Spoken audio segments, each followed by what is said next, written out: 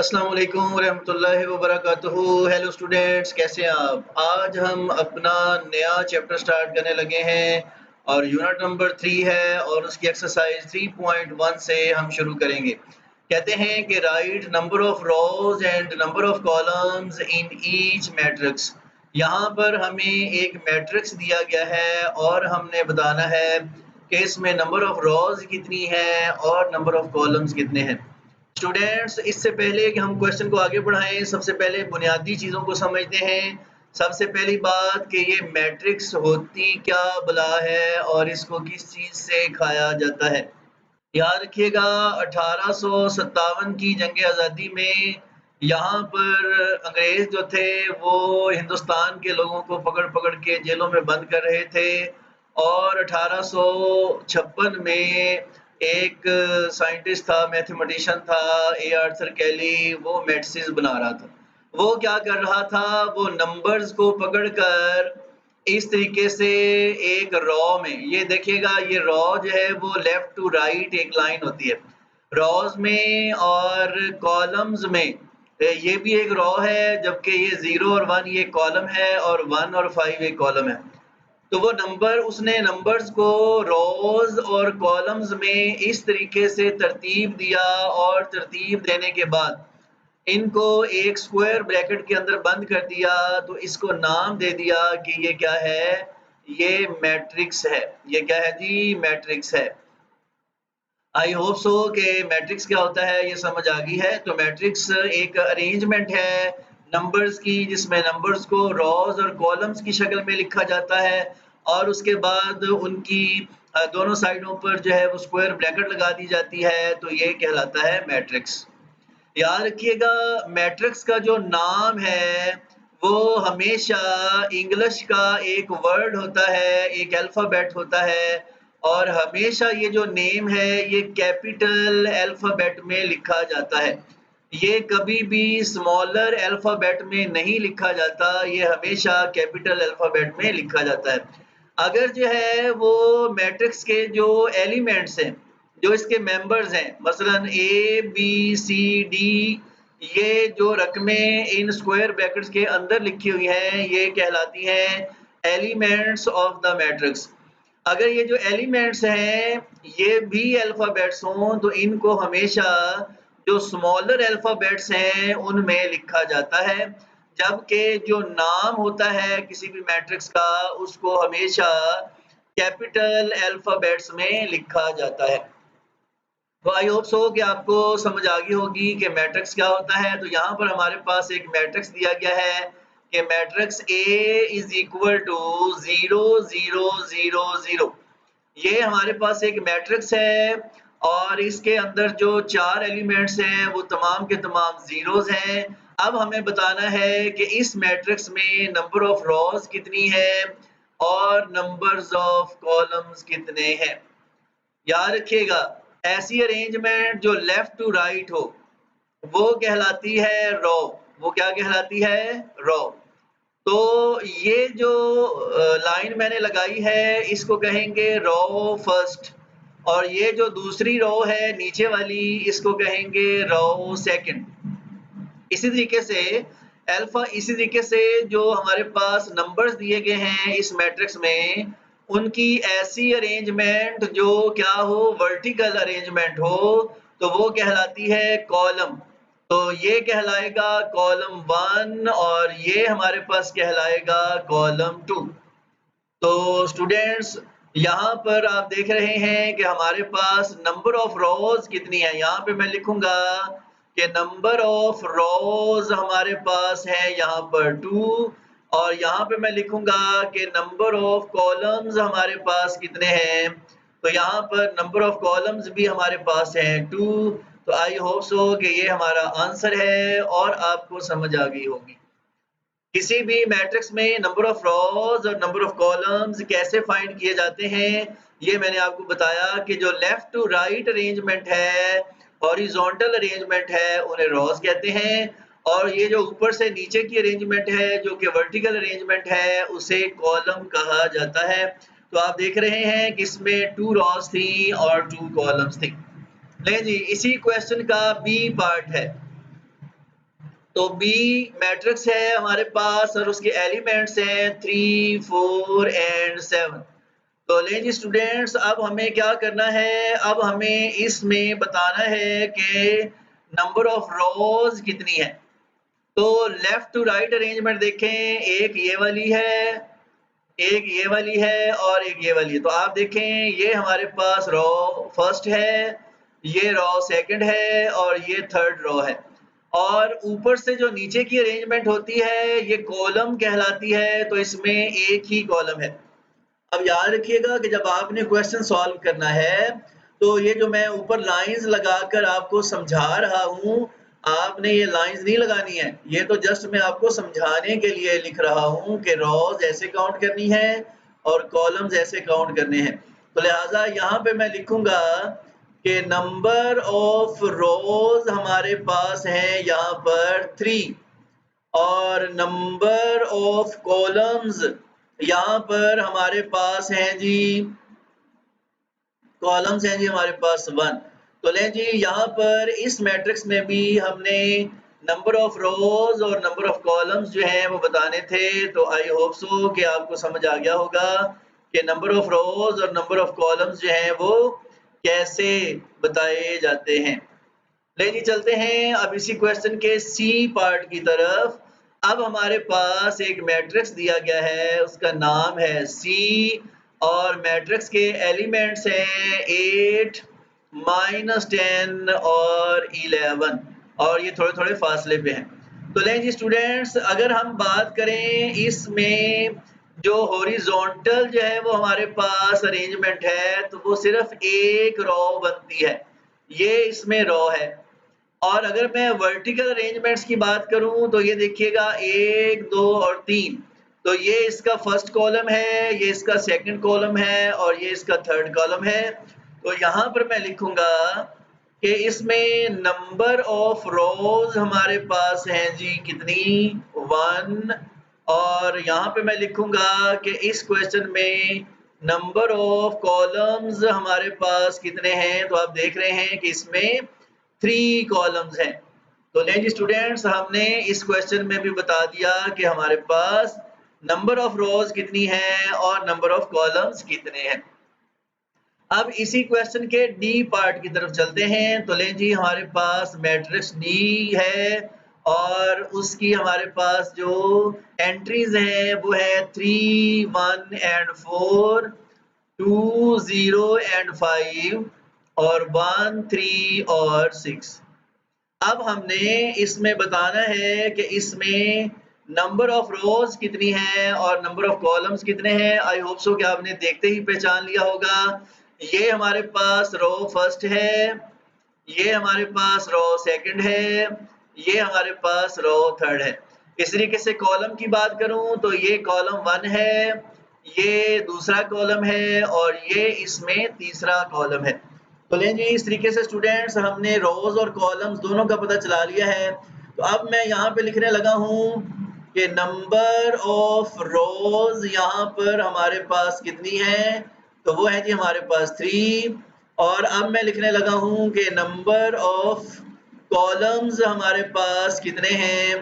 तो यहाँ पर नंबर ऑफ कॉलम्स भी हमारे पास 3 है। आई होप सो कि ये क्वेश्चन भी आपको आसानी से ही समझ आ गया होगा और बहुत ही इजी था। चलते हैं जी अब इसी क्वेश्चन के नेक्स्ट पार्ट की तरफ और नेक्स्ट पार्ट में हमें जो मैट्रिक्स दिया गया है उसका नाम है मैट्रिक्स ई और इस मैट्रिक्स के जो एलिमेंट्स हैं हमारे पास वो एलिमेंट्स हैं हमारे पास 5, -3, 9, 4, -2 और 5। लें जी स्टूडेंट्स, अब हमने क्या करना है कि इसमें सबसे पहले बताना है कि जो नंबर ऑफ रोज हैं वो कितनी है।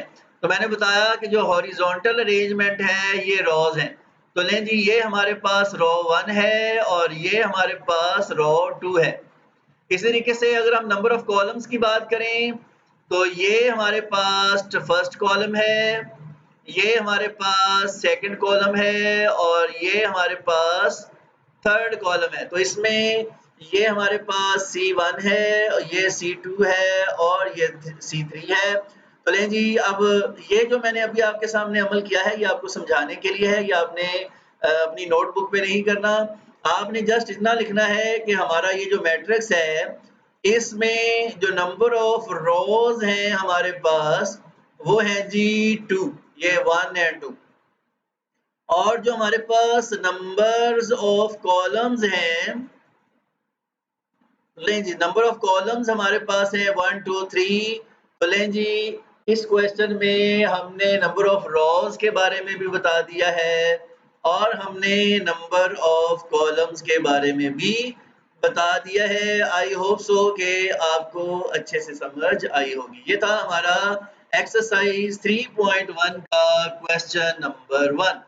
अब हम चलते हैं नेक्स्ट क्वेश्चन की तरफ, वो है क्वेश्चन नंबर 2।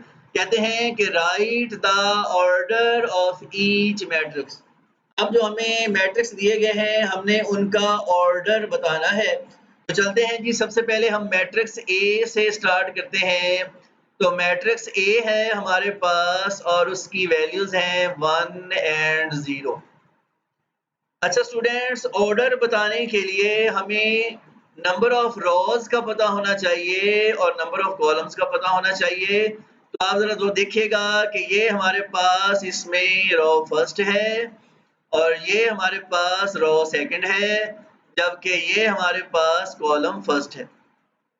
तो यहाँ पे सबसे पहले हम लिखेंगे कि हमारे पास नंबर्स ऑफ रोज हैं वो हैं जी कितनी, वो 2 हैं। और यहाँ पे लिखेंगे कि नंबर्स ऑफ कॉलम्स हमारे पास जो हैं वो भी हमारे पास 2 नहीं है, सॉरी, वो 1 है।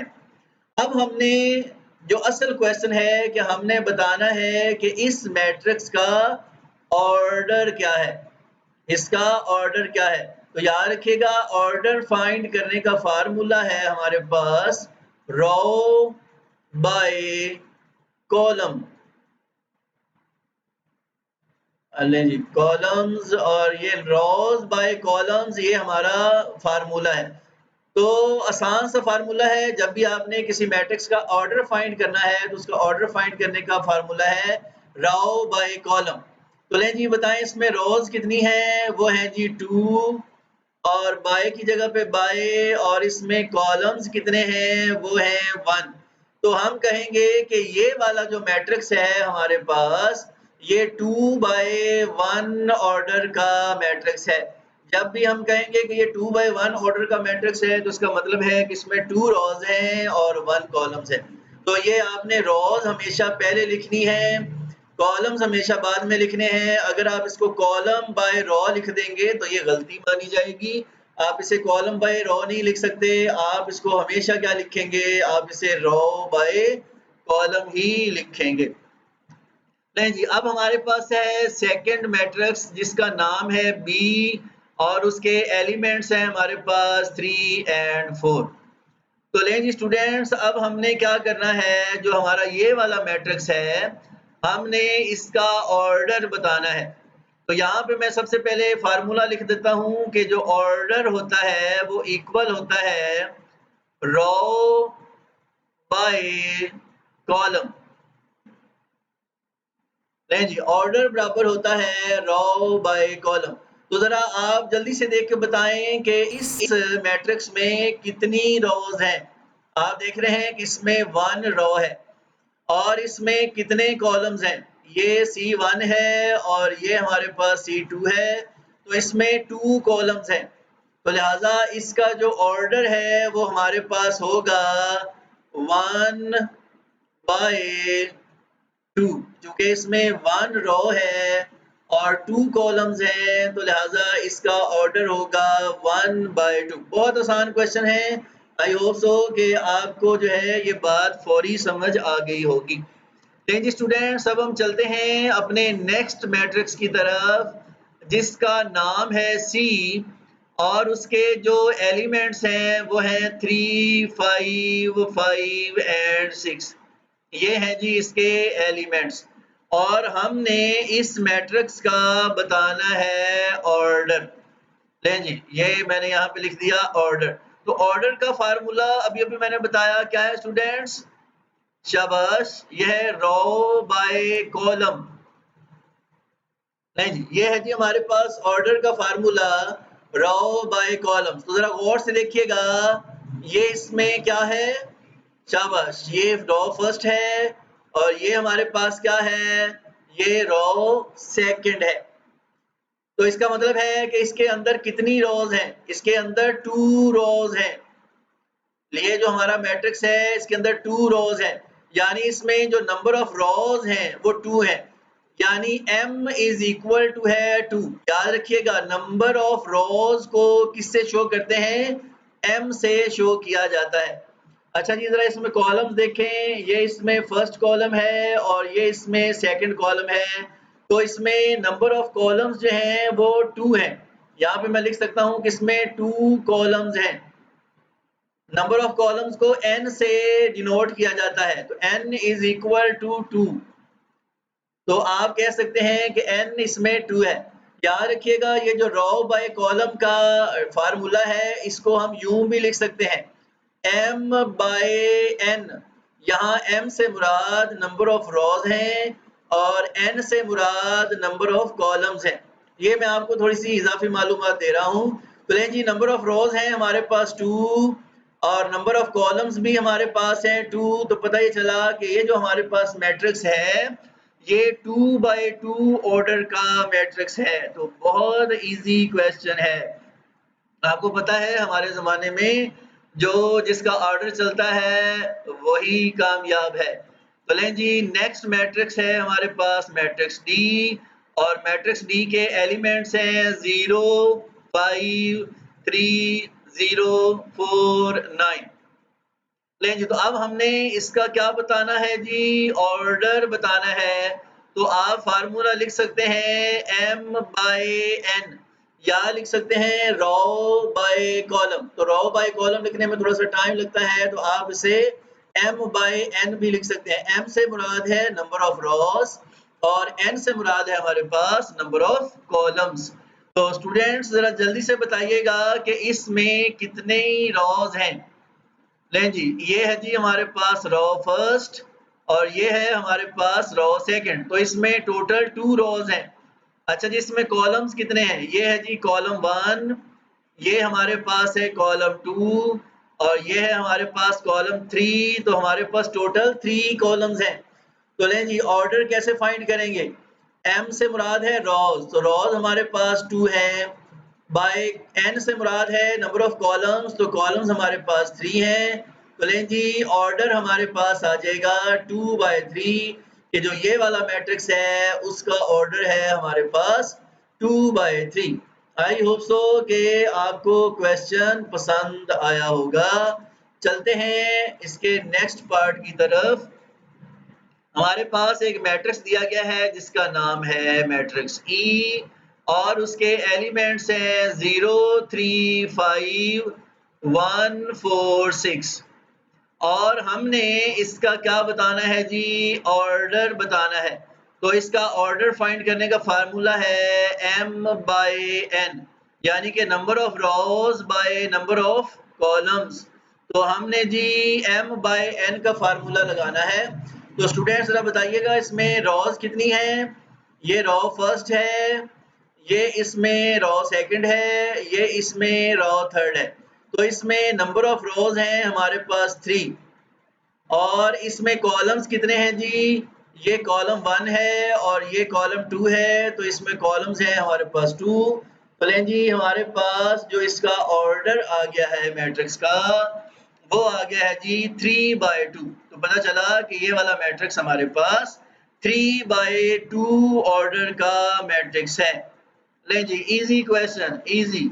अब हमारे पास है जी मैट्रिक्स F और मैट्रिक्स F के जो एलिमेंट्स हैं वो जस्ट 1 एलिमेंट है और वो है जी एलिमेंट कौन सा, 5।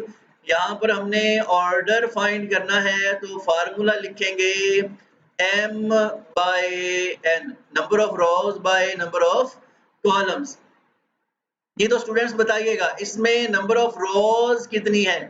आप देख रहे हैं जस्ट 1 रो है और इसमें नंबर ऑफ कॉलम्स कितने हैं आप देख रहे हैं कि वो भी जस्ट 1 कॉलम है। तो नंबर ऑफ रोज हमारे पास 1 है, बाय नंबर ऑफ कॉलम्स भी हमारे पास 1 है। तो पता चला कि जो ये वाला मैट्रिक्स है हमारे पास, ये 1 बाय 1 ऑर्डर का मैट्रिक्स है। आई होप सो कि आपको क्वेश्चन ये भी पसंद आया होगा। इजी चीज तो फिर हर एक को पसंद आती है। ले जी चलते हैं इसी एक्सरसाइज के क्वेश्चन नंबर 3 की तरफ। कहते हैं कि हमें कुछ मैट्रिसेस दिए गए हैं, अगर सिंगल हो तो मैट्रिक्स और उसकी प्लूरल हो जाए तो मैट्रिसेस। तो ये मैट्रिसेस दिए गए हैं तो बताना है कि कौन कौन से ऐसे हैं जो आपस में इक्वल हैं। कौन कौन से मैट्रिक्स हैं जो आपस में इक्वल हैं। तो एक मैट्रिक्स है ए, दूसरा मैट्रिक्स है बी, तीसरा मैट्रिक्स है सी, और हमारे पास एक मैट्रिक्स डी है।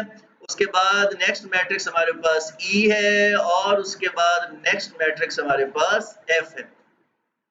तो लें जी स्टूडेंट्स, हमारे पास ये कुछ मैट्रिसेस दिए गए हैं, तो हमें बताना है कि इनमें से इक्वल मैट्रिसेस कौन कौन से हैं। याद रखिएगा, मैट्रिसेस के इक्वल होने के लिए हमारे पास दो शर्तें हैं, हमारे पास दो कंडीशन है। पहली कंडीशन ये है, उनका जो ऑर्डर है वो क्या होना चाहिए, इक्वल होना चाहिए। दो मैट्रिसेस के इक्वल होने के लिए दो शर्तें हैं। पहली शर्त ये है, उनका ऑर्डर इक्वल होना चाहिए, और दूसरी कंडीशन ये है कि उनके जो कॉरस्पॉन्डिंग एलिमेंट्स हैं, जो उनके कॉरस्पॉन्डिंग एलिमेंट्स हैं, वो भी क्या होने चाहिए, वो भी इक्वल होने चाहिए। यानी अगर इस मैट्रिक्स का पहला एलिमेंट 6 है, तो जिसके हम इक्वल कर रहे हैं उसका भी पहला एलिमेंट 6 होना चाहिए। अगर इसका दूसरा एलिमेंट 4 है तो उसका भी दूसरा एलिमेंट 4 होना चाहिए। तो पोजीशन अगर सेम है तो जिनकी पोजीशन सेम है मैट्रिक्स के अंदर, वो कोरस्पॉन्डिंग एलिमेंट्स कहलाते हैं। वो क्या कहलाते हैं, कोरस्पॉन्डिंग एलिमेंट्स कहलाते हैं। तो लें जी स्टूडेंट्स, अब हमने सबसे पहले तो हमें ऑर्डर का पता होना चाहिए। तो चलें जी, सबसे पहले हम इसका ऑर्डर फाइंड करते हैं। अब मैं यहाँ पर जो है वो डायरेक्ट लिख देता हूँ। इसमें नंबर ऑफ रोज है 2, और इसमें नंबर ऑफ कॉलम्स भी है 2, तो इसका ऑर्डर है 2 बाय 2। लेकिन जी अगर मैं इसका ऑर्डर फाइंड करूं तो इसमें नंबर ऑफ रोज है हमारे पास 2, और इसमें नंबर ऑफ कॉलम्स है हमारे पास 1, तो इसका ऑर्डर है 2 बाय 1। लेकिन जी स्टूडेंट्स, अगर मैं इसका ऑर्डर फाइंड करूं तो इसमें देखिएगा नंबर ऑफ रोज हैं 1 2 3, और इसमें नंबर ऑफ कॉलम्स हैं, ये जो रकमें मल्टीप्लाई हो रही हैं ये एक रकम सवर होंगी, और इसमें नंबर ऑफ कॉलम्स हैं 2, तो इसका ऑर्डर है 3 बाय 2। जी अगर मैं इसका ऑर्डर फाइंड करूं तो ये देखें, इसमें नंबर ऑफ रोज है हमारे पास 2, और कॉलम एक ही है, चूंकि बीच में प्लस का साइन है। 5 + 4 एक ही रकम होती है, ये दो रकमें नहीं है। तो यहाँ पर भी रो बाय कॉलम ऑर्डर होता है, तो लिखूंगा 2 बाय 1। अच्छा जी, इसका ऑर्डर क्या होगा स्टूडेंट्स, शाबाश जल्दी से बताइएगा। शाबाश, कईयों ने जज कर लिया है। इसका ऑर्डर 3 बाय 2 है, और इसका ऑर्डर क्या होगा जी, नंबर ऑफ रोज इसमें 2 है, नंबर ऑफ कॉलम्स भी 2 हैं, तो ये है 2 बाय 2 ऑर्डर का मैट्रिक्स। तो नहीं जी स्टूडेंट्स, जैसे कि मैंने बताया था कि मैट्रिसेस इक्वल कब हो सकते हैं, जब एक तो उनका ऑर्डर सेम हो। तो पहले तो देखिएगा कि किन किन का ऑर्डर सेम है। देखिएगा मैट्रिक्स ए जो है, इसका ऑर्डर एफ वाले के सेम है, वो भी 2 बाय 2 है, और ये भी 2 बाय 2 है। उसके बाद देखिएगा इसका ऑर्डर 2 बाय 1 है, और मैट्रिक्स डी का ऑर्डर भी 2 बाय 1 है, तो इनका ऑर्डर सेम है। और ये 3 बाय 2 है, और ई जो मैट्रिक्स है वो भी 3 बाय 2 है, तो इनका ऑर्डर भी क्या है, वो भी इक्वल है। अब ऑर्डर तो सेम है, अब देखते हैं जो इनके कॉरेस्पॉन्डिंग एलिमेंट्स हैं उनको। अब जरा गौर से देखिएगा कि जो हमारे पास ये वाला मैट्रिक्स ए है, उसका जो फर्स्ट एलिमेंट है वो है 0 और इधर भी 3 में से 3 निकालें तो 0। इसका सेकंड एलिमेंट है 4 और इसका भी सेकंड एलिमेंट है 3 + 1 4। इसका थर्ड एलिमेंट है 3 और इसका भी थर्ड है 3 और इसका फोर्थ है 1 और इसका भी फोर्थ है 1। ले जी, ऑर्डर भी सेम है और कॉरेस्पॉन्डिंग एलिमेंट्स भी इक्वल हैं, तो लिहाजा हम लिखेंगे कि matrix A and matrix F are equal because they have same order and their corresponding elements are equal. I hope so कि आपको ये बात समझ आ गई होगी। अब जरा मैट्रिक्स बी की तरफ देखें, इसका ऑर्डर और डी का ऑर्डर सेम है। अब हम इनके कॉरेस्पॉन्डिंग एलिमेंट्स भी देख लेते हैं। मैट्रिक्स बी का पहला एलिमेंट है 9, जबकि डी का पहला एलिमेंट है 5 + 4 विच इज इक्वल टू 9। अब इसका दूसरा एलिमेंट है 7, जबकि मैट्रिक्स डी का भी सेकंड एलिमेंट है -8 + 1 which is also equal to -7।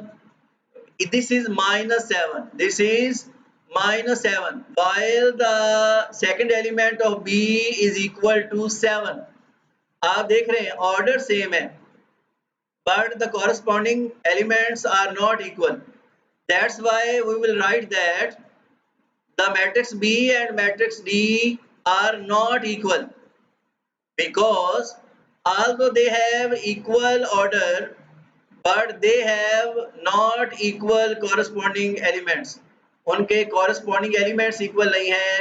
आप देख रहे हैं कि इसका second element 7 है और इसका -7 है which are not equal। लेकिन जब हम चलते हैं मैट्रिक्स सी की तरफ, अच्छा ये देखिएगा इसका पहला जो एलिमेंट है वो है 3 2 are 6 और इसका भी है 6। इसका दूसरा है 2 2 are 4 और इसका भी 4। तीसरा है 4 + 4 which are 8 and here is also the third element is 8। The fourth element is 2 - 1 which is equal to 0 and here is also 0। 4 - 2 is equal to 2 and the corresponding element is also 2। The last one is 3 + 0 which is equal to 3 and here the corresponding element is also equal to 3। तो आप देख रहे हैं कि ये जो matrix सी है और जो मैट्रिक्स ई है, ये दोनों मैट्रिक्स आपस में इनके ऑर्डर भी सेम है और इनके कॉरेस्पॉन्डिंग एलिमेंट्स भी इक्वल हैं, तो हम कहेंगे कि matrix C is equal to matrix E. और हम लिखेंगे जब आंसर लिखेंगे तो लिखेंगे कि matrix C is equal to matrix E because they have same order and their corresponding elements are also equal, that's why matrix C is equal to matrix E। I hope so कि ये question आपको अच्छे से समझ आ गया होगा और इसमें किसी किस्म का इबहम नहीं रहा होगा। चलते हैं नेक्स्ट क्वेश्चन की तरफ और वो है क्वेश्चन नंबर 4। कह रहे हैं जी कि ये वाला मैट्रिक्स इक्वल है इस मैट्रिक्स के। आपने इस बात को ज़हन में रखना है, ये दोनों मैट्रिसेस आपस में इक्वल हैं। फिर आपने क्या करना है, आपने ए की, बी की, सी की और डी की वैल्यू फाइंड करनी है। आपने बताना है, मैं ज़रा यहाँ कलर चेंज कर लूँ कि what is the value of A, B, C and D. ये जो चारों हैं आपने इनकी वैल्यूज जो हैं वो क्या करनी है, फाइंड करनी है। तो स्टूडेंट्स अभी अभी हमने देखा कि जब मैट्रिसेस इक्वल होते हैं तो उनके जो कॉरेस्पॉन्डिंग एलिमेंट्स हैं वो भी इक्वल होते हैं। अब आप देख रहे हैं कि ये दो मैट्रिसेस आपस में इक्वल हैं। अब अगर मैट्रिसेस इक्वल हैं तो ये जो पहला एलिमेंट है ये पहले एलिमेंट के इक्वल होगा क्योंकि ये कॉरेस्पॉन्डिंग एलिमेंट्स हैं। ये दूसरा दूसरे के इक्वल होगा, ये तीसरा तीसरे एलिमेंट के इक्वल होगा और चौथा चौथे कॉरेस्पॉन्डिंग एलिमेंट्स के इक्वल होगा। ये लाजम है, अगर इक्वल हैं तो फिर कॉरेस्पॉन्डिंग एलिमेंट्स भी इक्वल होने चाहिए।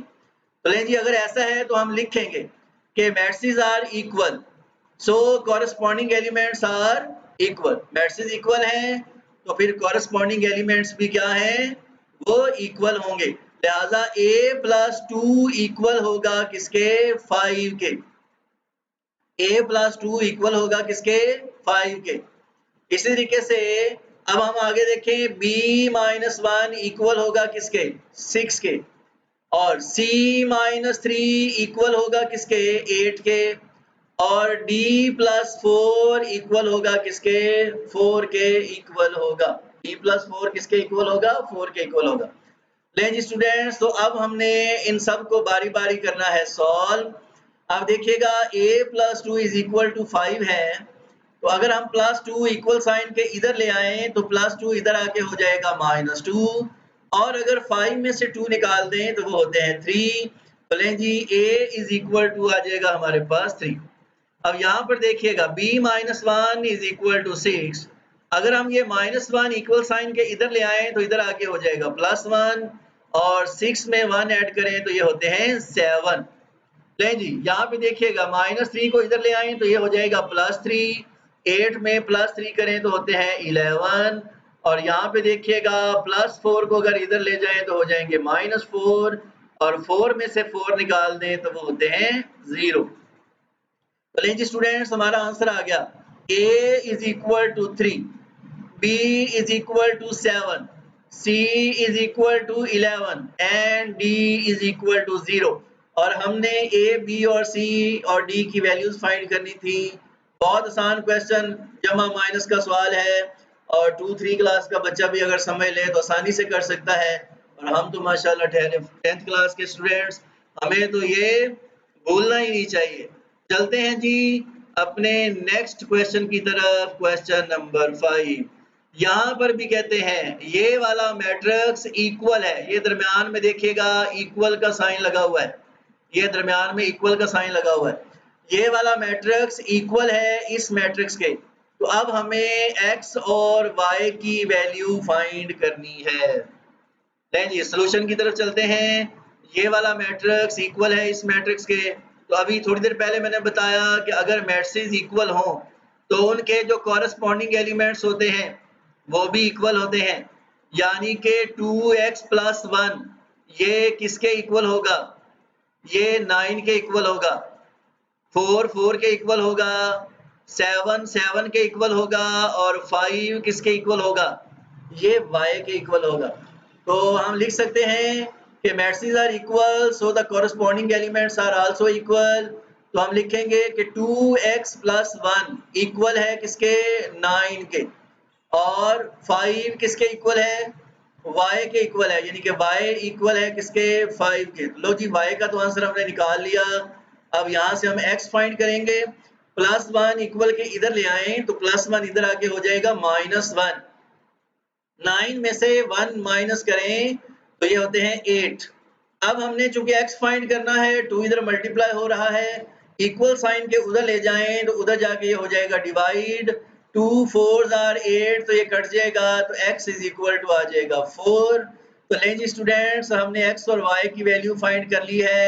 x is equal to 4 and y is equal to 5। ये हमारा आंसर है। तो ये था जी हमारे पास अपनी पहली एक्सरसाइज का क्वेश्चन नंबर 5। चलते हैं क्वेश्चन नंबर 6 की तरफ। लें जी ये क्वेश्चन नंबर 6 है, बिल्कुल सेम वैसा क्वेश्चन। आप देख रहे हैं दो मैट्रिसेस आपस में इक्वल हैं, तो हमने बताना है कि a, b, c और d की वैल्यू क्या होगी। और ये बिल्कुल वैसा ही क्वेश्चन है जैसे हमने पहले सॉल्व किया। ये हमारे पास रकम है, हम यहाँ पे लिखेंगे कि चूंकि मैट्रिसेस इक्वल हैं तो so their corresponding elements are also equal. तो चूंकि कॉरेस्पॉन्डिंग एलिमेंट्स इक्वल हैं तो लिहाजा a प्लस बी इक्वल होगा किसके 10 के। शाबाश, a प्लस बी इक्वल होगा किसके 10 के। और ये जो हमारे पास 3b प्लस 2 है ये इक्वल होगा किसके 11 के। और ये जो 2d माइनस 1 है इसका कॉरेस्पॉन्डिंग एलिमेंट 5 है, तो 2d माइनस 1 इक्वल होगा 5 के। और ये जो 4 है ये किसके इक्वल होगा, ये c के इक्वल होगा। तो जी एक आंसर तो हमने पहले ही निकाल लिया कि c किसके इक्वल है, c जो है वो 4 के इक्वल है। यहाँ पर a और b दोनों हैं तो जब तक दोनों में से किसी एक वैल्यू का पता नहीं चल जाता हम दूसरी फाइंड नहीं कर सकते। तो चलते हैं, पहले हम इसको सॉल्व करते हैं। +2 को हम ले जाते हैं उधर, +2 उधर जाके हो जाएगा -2। 11 में से 2 निकाल दें तो हमारे पास हो जाएंगे 9। अब चूंकि हमने b की वैल्यू फाइंड करनी है, 3 इधर मल्टीप्लाई हो रहा है तो इसको इक्वल साइन के ले जाएं उधर, उधर जाके ये डिवाइड हो जाएगा। तो 3 3s are 9 होते हैं। लें जी, तो b की वैल्यू हमने फाइंड कर ली है, वो है हमारे पास 3। अब ये जो b की वैल्यू है, ये अगर हम इस इक्वेशन में पुट कर दें b की जगह पे तो हमारा ये मसला भी हल हो जाएगा। तो यहाँ पर हम लिखेंगे कि putting the value of b, हमने b की जगह पे b की वैल्यू पुट कर देनी है। लें जी, a की जगह पे a और b की जगह पे 3 पुट करेंगे इज इक्वल टू 10 है। +3 इक्वल साइन के इधर लेके आए तो इधर आके हो जाएगा -3। 10 में से 3 माइनस कर दें तो ये होते हैं हमारे पास 7। तो लें जी, हमने ए बी फाइंड कर लिया है। तो 3 चीजें फाइंड हो चुकी हैं, सी फाइंड हो चुका है, ए और बी भी फाइंड हो चुके हैं। अब हमने डी फाइंड करना है। तो -1 को ले जाएं इक्वल के उधर, ये उधर जाके हो जाएगा +1। 5 में +1 करें तो होते हैं 6। अब हमने चूंकि d फाइंड करना है, 2 इधर मल्टीप्लाई हो रहा है, इसको इक्वल के उधर ले जाएं तो उधर जाके ये डिवाइड हो जाएगा, ये कट जाएगा। 2 3s are 6। तो d की वैल्यू हमने फाइंड कर ली है कि d है हमारे पास 3। लें जी स्टूडेंट्स, आई होप सो कि ये क्वेश्चन भी आपको बहुत आसान लगा होगा, बहुत इजी क्वेश्चन है। आई होप सो कि एक्सरसाइज 3.1 बहुत ही आसान एक्सरसाइज। और ये भी याद रखिएगा, ये पिछले जो पुराना सिलेबस था उसमें ये 9th क्लास की पहली एक्सरसाइज थी, यानी इतनी आसान थी कि 9th के बच्चे इसको आसानी से कर सकते थे। अब आपको 10th में दी है तो आपको आसानी हो गई है। आई होप सो कि आप इस एक्सरसाइज को अच्छे से करेंगे और अच्छे से समझेंगे। अब हमारे पास क्वेश्चन नंबर 7 है, और क्वेश्चन नंबर 7 है कि if p + 2q 11 5 p - 2q is equal to 6 11 5 0, then find the values of p and q। ले जी स्टूडेंट्स, यहाँ पर फिर हमारे पास 2 मैट्रिसेस हैं और ये दोनों मैट्रिसेस आपस में इक्वल हैं। तो हमें p और q की वैल्यू फाइंड करनी है। तो चलते हैं जी, हमने रकम को अच्छे से लिख लिया है। p + q 11 5 p - 2q is equal to 6 11 5 0। अब स्टूडेंट्स, चूंकि मैट्रिसेस इक्वल हैं तो हम यहाँ पे लिखेंगे कि corresponding elements are also equal, यानी p + q जो है वो किसके इक्वल होगा, 6 के। p - 2q किसके इक्वल होगा, 0 के। बाकी 5 5 के इक्वल है और 11 11 के इक्वल है, उसको लिखने की हाजत नहीं है। तो लिहाजा हम लिखेंगे कि p + q किसके इक्वल है, वो 6 के इक्वल है। और p - 2q इक्वल है किसके, 0 के इक्वल है। तो लें जी, अब हम इसको करते हैं सॉल्व। सबसे पहले हम यहाँ से p की वैल्यू निकाल लेते हैं। -2q को उधर ले जाएं तो उधर जाके ये हो जाएंगे +2q। तो ये हमने p की वैल्यू फाइंड कर ली है। तो p की वैल्यू को हम इस इक्वेशन में पुट कर देते हैं। यहाँ पे लिखते हैं कि from equation 1 putting the value of p। तो p की वैल्यू हम क्या करने लगे हैं, पुट करने लगे हैं। तो लें जी, p की जगह पे पुट किया 2q + q is equal to 6। 2q में 1q पुट करेंगे, ऐड करेंगे तो ये हो जाएंगे 3q इज इक्वल टू 6। अब चूंकि हमने q की वैल्यू फाइंड करनी है, 3 इधर मल्टीप्लाई हो रहा है, इसको इक्वल के उधर ले जाएं तो डिवाइड हो जाएगा, 3 2s हो जाएंगे 6। तो स्टूडेंट्स, हमने q की वैल्यू निकाल ली है 2। अब हमने ये जो q की वैल्यू है इसको इक्वेशन नंबर 1 में कर देना है पुट। तो लें जी, q की जगह पे पुट कर देंगे 2 और 2 2s हो जाएंगे 4। तो इस तरीके से स्टूडेंट्स हमने आंसर निकाल लिया, p is equal to 4 and q is equal to 2। I hope so कि ये क्वेश्चन आपको पसंद आया होगा और आपको ये एक्सरसाइज भी अच्छी लगी होगी। जीते रहें, खुश रहें, दुआओं में याद रखिएगा। और चैनल को अगर आपने अभी तक भी सब्सक्राइब नहीं किया है तो लाजमी सब्सक्राइब कर लीजिएगा ताकि हमारी वीडियोस आप तक पहुंचती रहें। जीते रहें, खुश रहें। अस्सलामु अलैकुम व रहमतुल्लाहि व बरकातुहू।